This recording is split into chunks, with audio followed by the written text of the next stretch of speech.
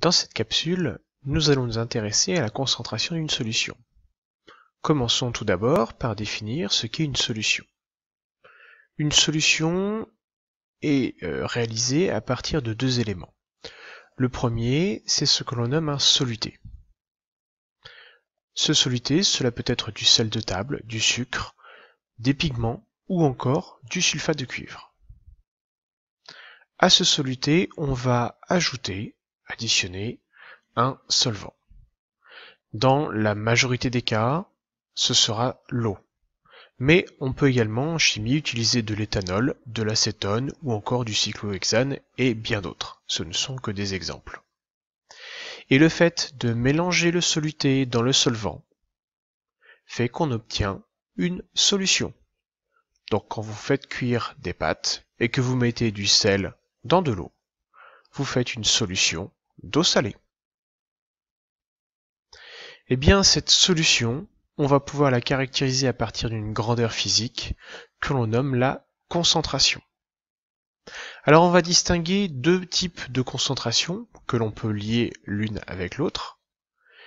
La première, celle que vous avez peut-être déjà observée sur des étiquettes alimentaires, il s'agit de la concentration massique. La concentration massique en soluté, que l'on note C petit m, eh bien c'est la masse de soluté que l'on trouve dans un volume V de solution.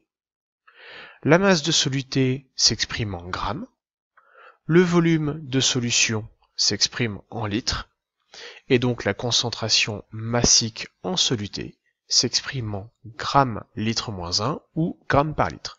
Là, vous adoptez la notation que vous souhaitez. L'autre type de notation de concentration, il s'agit de la concentration molaire. Et oui, souvenez-vous, nous avons vu ce qu'était une quantité de matière.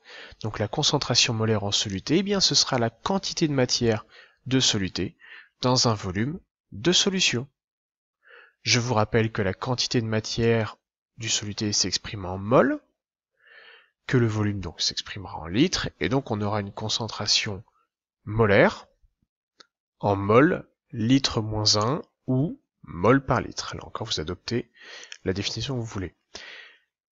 On sait, vous devez savoir en l'occurrence, que l'on peut relier la masse de soluté à la quantité de matière du soluté, et pour cela, vous aurez besoin de déterminer la masse molaire du soluté. Nous verrons ça aussi bien en TP que pendant les exercices. Dernier élément, comment prépare-t-on une solution ? La méthode la plus classique que vous utilisez au quotidien, on va dire, c'est celle de la dissolution. On utilise donc un soluté et un solvant, et on dissout une quantité bien précise de soluté dans du solvant jusqu'à obtenir le volume V de solution souhaité.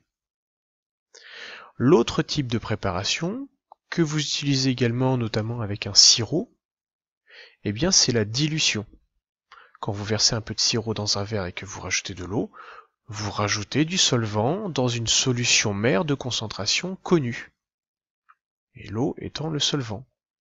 Dans ce cas-là, pour réaliser notre solution, on va utiliser un volume précis de solution mère dans lequel on va ajouter du solvant jusqu'à obtenir un volume V que l'on appellera volume V de solution fille. Voilà. J'espère que maintenant vous savez ce qu'est une solution et que la grandeur qui la caractérise est la concentration. Nous allons vérifier tout ça là dans le questionnaire.